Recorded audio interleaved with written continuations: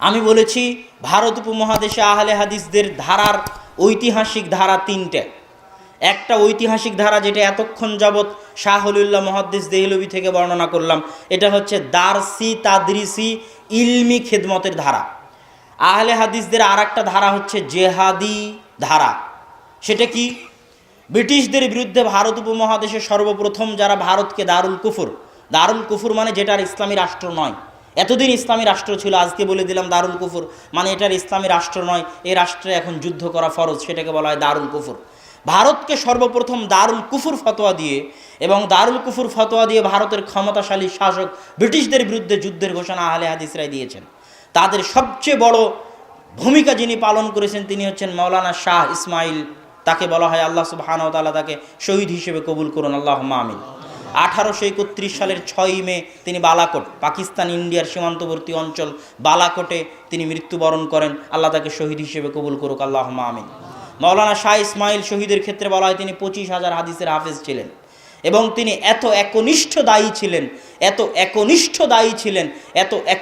দায়ী ছিলেন যে আজকে বল্লা কালীহাতিতে আমি 1-1.5 ঘন্টা আলোচনা করে বের হয়ে যাচ্ছি, তখন রাস্তায় আমাকে একজন বলছে যে আজকে আপনার আলোচনা শোনার জন্য এসেছিলাম কিন্তু আলোচনা ধরতে পারিনি। তখন তিনি আবার ওখানে দাঁড়িয়ে 1-1.5 ঘন্টা তাকে আলোচনা শোনাতেন। এখন হয়তো মিডিয়া আছে, আমরা না হয় বলে দিলাম, আলোচনাটা ইউটিউবে আছে, আপনি শুনে নিয়েন। কিন্তু তার একনিষ্ঠতা এত বেশি ছিল, তিনি মানুষকে দাওয়াতের ক্ষেত্রে এত ভূমিকা পালন করেছিলেন যা সীমাহীন এবং অকল্পনীয়। সারা ভারত 5 বছরে সারা ভারত চষে বেরিয়েছেন, সারা ভারত শিরক বেদাতের বিরুদ্ধে 5 বছর দাওয়াতি আন্দোলন, তারপরে জেহাদি আন্দোলন। আগে জেহাদ শুরু করেননি, আগে 5 বছর শুধু দাওয়াতি দিয়েছেন শিরক বেদাতের বিরুদ্ধে। বই লিখেছেন তাকবিয়াতুল ঈমান নামে, সেই যুগে যখন ভারত শিরক বিদাতের আড্ডাখানা। এখন তাকবিয়াতুল ঈমান পড়লে দেখা যায় আকীদার ওপর, তাওহীদের ওপর এত ভালো বই। সেই যুগে ভারতে বসে তিনি লিখেছেন, এটা কল্পনা করা যায় না, অকল্পনীয়।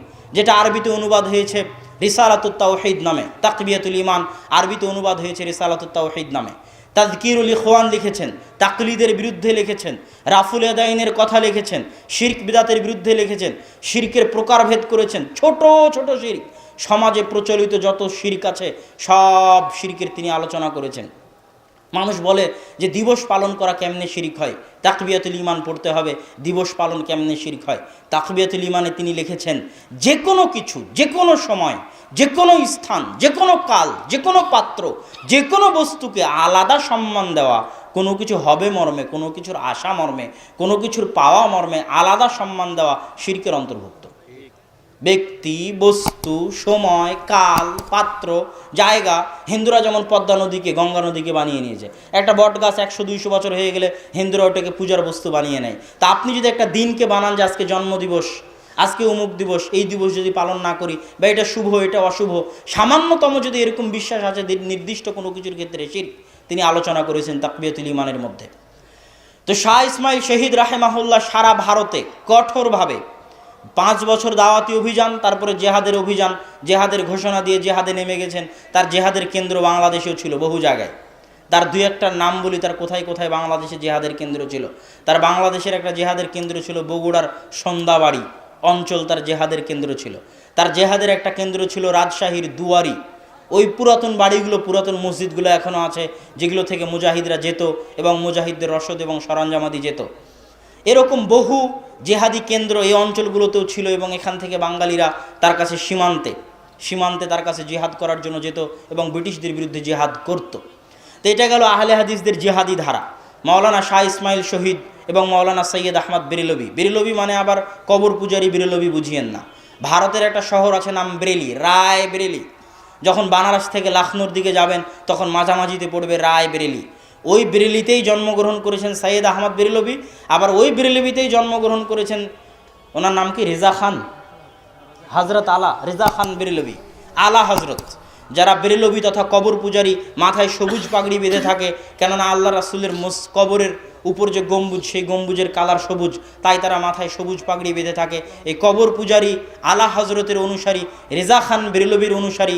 আর সৈয়দ আহমদ বেরেলভী এক নয়, শহর এক। যে শহরে জন্মগ্রহণ করেছেন সেই শহর এক, অতএব এখান থেকে ভুল বুঝার কিছু নেই।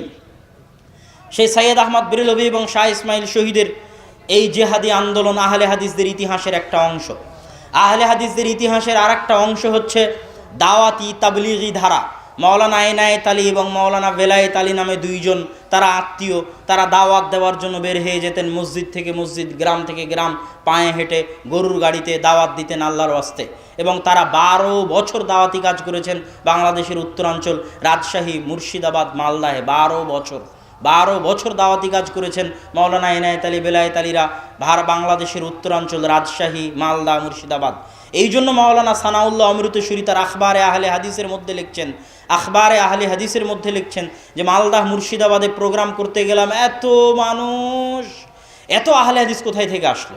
বল্লাতে যদি আহলে হাদিস না থাকে তো এত মানুষ কেমনে হয়? বুঝতে পারেননি তো এত মানুষ কোথায় থেকে আসলো? তিনি বলছেন যে আমি এটাই বুঝলাম যে মাওলানা এনায়েত আলী, মাওলানা বেলায়েত আলী আজ থেকে বহু বছর আগে এই রাজশাহী, মালদা, মুর্শিদাবাদে দাওয়াতি কাজ করে গেছেন। তার ফলে 80-90% মানুষ নামকা অস্তে হলো, মুখে দাড়ি না থাক, কিন্তু শিরক বিদাতের সাথে সম্পৃক্ত হয় না।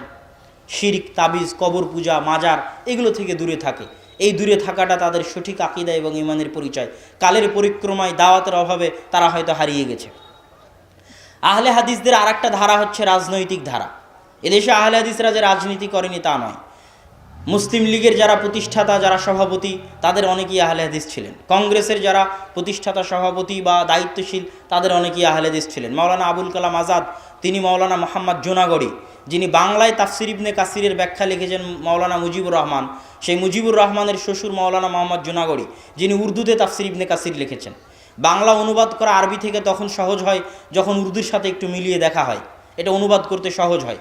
তো উর্দু অনুবাদক মাওলানা মোহাম্মদ জুনাগড়ি, আর বাংলা অনুবাদক জুনাগড়ি রাহিমাহুল্লাহর জামাই মাওলানা মোহাম্মদ মুজিবুর রহমান। তো তিনি মাওলানা মোহাম্মদ জুনাগড়ি উর্দু অনুবাদ করেছেন তাফসির ইবনে কাসিরের, উর্দু অনুবাদ করেছেন এলামুল মুওয়াক্কিনের। তো তারা এলামুল মুওয়াক্কিন তাফসির ইবনে কাসিরের উর্দু অনুবাদের ভূমিকা লিখে দিয়েছে কংগ্রেসের দায়িত্বশীল, পরবর্তীতে ভারতের শিক্ষামন্ত্রী মাওলানা আবুল কালাম আজাদ।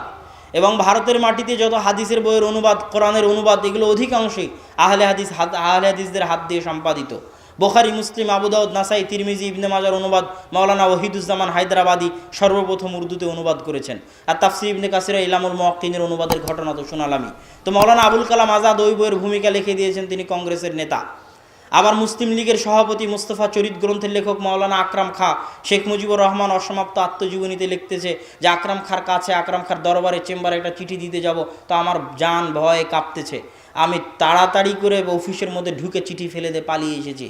তো যে আকরাম খাঁকে দেখে ভয় পান মুজিবুর রহমান তথা বাংলাদেশের যিনি প্রতিষ্ঠাতা বলা হয় তিনি, সেই আকরাম খাঁ হচ্ছে আহলে হাদিস মুসলিম লীগের প্রতিষ্ঠাতা।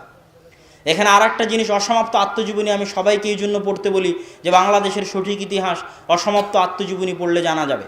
অসমাপ্ত আত্মজীবনীতে বিরাট অংশ জুড়ে শেখ মুজিবুর রহমান লিখেছেন পাকিস্তান প্রতিষ্ঠার আন্দোলনে তার অবদানের কথা। তিনি তখন কলকাতা ইসলামিয়া কলেজের ছাত্র, তখন শেরে বাংলা একে ফজলুল হক, হোসেন শহীদ সোহরাওয়ার্দী, শেরে বাংলা একে ফজলুল হক, তাদের অধীনে তিনি রাজনীতি করতেন এবং পাকিস্তানের জন্য আন্দোলন করতেন। আসামের করিমগঞ্জ আর সিলেট বেশি দূর নয়, অল্প একটু পার্থক্য।